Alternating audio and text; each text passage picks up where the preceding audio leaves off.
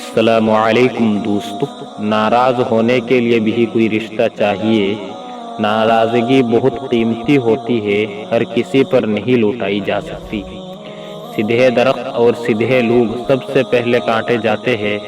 انسان ختم ہو جاتا ہے لیکن رشتہ داروں کی ڈرامے بازیاں اور گھر کے کام نہیں ختم ہوتے۔